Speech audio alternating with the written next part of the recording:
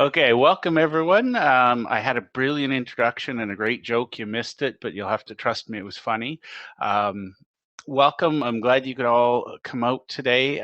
This will be, as you will probably guess, my absolute favorite of the 8 pillars. And the reason this is my personal favorite is it allows us to put our own quirky little personality into the firm, helps us build our client trust and loyalty. And again, it allows us to focus on the fun things that we enjoy doing as opposed to, a lot of people will tell me that we're accountants, we do these things whether we like them or not. I beg to differ. We're business people, we're human beings. We should have a little bit of fun with what we do. And so I'm going to talk about value-added services today. Just give you some examples. It's my list. It's not exhaustive. You might have unique skill sets. By all means, throw in your own little mix and you're good to go. So first thing, this is going to be interactive today because I just like to see audience engagement. I just want to know, first of all, who is here for CPE only? You can be honest, just type in the chat box. I won't be offended. I just want to know who's here for CPE only and who's here because they want to grow their practice. So if you just type in CPE or growth, I just want to, lots of grow and both. Okay, honest, I love it. Awesome. Grow wife's practice. Awesome. Okay, so we got lots of growth, lots of CPE, lots of both. So thank you for your candor. The good news, I can promise you that if we sit together long enough, CPE takes care of itself. So that is simple. That's good.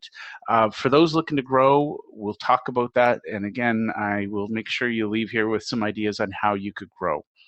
So just for those who are new and haven't heard me speak before, my name, as Tad said, is Jeff Borschowa. I'm an author, an educator, a coach, and consultant to the accounting industry. That's a mouthful to say. All it means is I am probably one of the nerdiest people I know. I love the language of technology. I love the business world, and I love the world of accounting. You put those three together, I think it's an amazing place to be. Very excited because it allows me to help the people I coach bring in new technology, make changes. I've been in the industry for 25 plus years, and I'm a huge fan for social media and how it can help us grow. Okay, somebody says they see the slide, but the question did not pop up. Just a question of if you're here for growth or CPE. That wasn't a polling question, so the polling questions will pop up automatically. I'll give you a heads up when they're coming. So we've already covered 6 of the 8 pillars. Next week we finish up with practice management, which is just sort of how are we doing, what are our goals, where do we want to be, are we getting there or not. So next week's probably one of the most important pillars, but it's not as exciting as value-added services. So let's jump in. And today we're just going to talk a little bit about value-added services. We're going to talk about how we can leverage the cloud. It's not a slide-rich deck. There's only really one key slide here, and the reason is this is an overview. If people are interested in more detail, I'm going to be doing future webinars on specific value-added services, but the goal here is to introduce people. So the first polling question, I'm going to get Tad to launch it now. Take it away, Tad. All righty. Do you offer value-added services outside of the traditional compliance scope? If everyone would take a few seconds to answer, this is a NASBA requirement that we ask these, but the way we phrase them helps Jeff in his presentation. So please answer, and we'll get going as soon as everybody does. Okay, about 3/4 have voted. Getting up close to 90%. We'll give it another 4 or 5 seconds.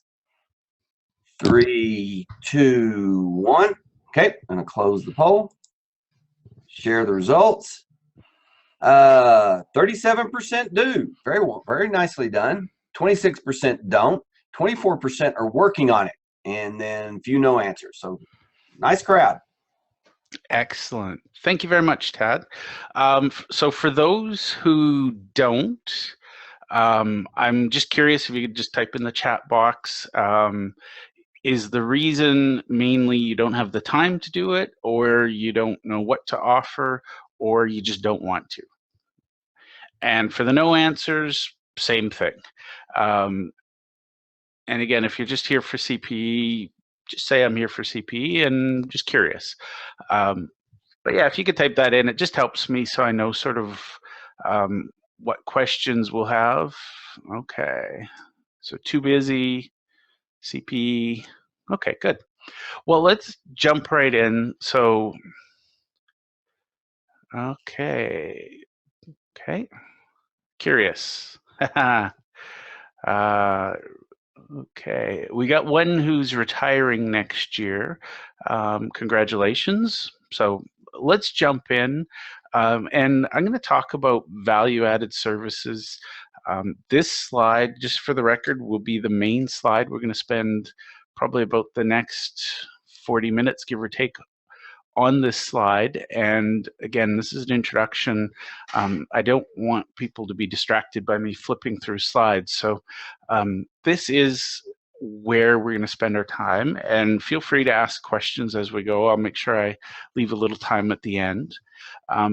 But two caveats. One, the whole intent of value-added services is to earn higher fees by offering more of what our clients want and value. So that's the first caveat. We're looking at building that loyalty in our client base, and I'll talk about that as we go through each one and how and why that does work. The other caveat is nothing I say here should be construed as advice, in terms of compliance with AI CPA rules. Before you implement any of these things, just make sure you're on side with anything in particular, and specifically, rules about conflicts of interest, things like that. So do your own due diligence before you decide on a service offering to implement. But having said that, I believe that most of these things can at least be part of a traditional practice where we're focusing more on tax compliance. And again, this is, if you're already too busy, you're probably not going to implement many of these. But I guarantee you, every firm I know that has gone this path and looked at just adding even one value-added service, they've seen their profitability go up, they've seen their stress levels go down, happier clients, more referrals. There's a lot of advantages to this. So again, that's just a quick overview. So let's jump in with what I call my gateway service. And we won't even get into the basics. A lot of firms just do tax. They don't do bookkeeping. They don't do payroll. I personally believe clients want a one-stop shop. So not to say that we as accountants should do bookkeeping, but we should be working with the bookkeepers. We should be involved in the conversation more frequently than just once a year. Now, cash flow is my personal favorite, and the reason for it is it opens the door to everything else. So typically, and when I coach people, my coaching clients are actually going through a big exercise in the month of August. Their homework is to implement cash flow as a conversation item, as an engagement tool, just in general. Now, one thing I'll say, we're going to cover a whole bunch of different ones today. I'm going to spend the majority of time on my top 3 favorites, and I'll tell you those in a second. the key to all of this is implement one at a time. You don't want to try and implement all at once. And I'll tell you, when I started out,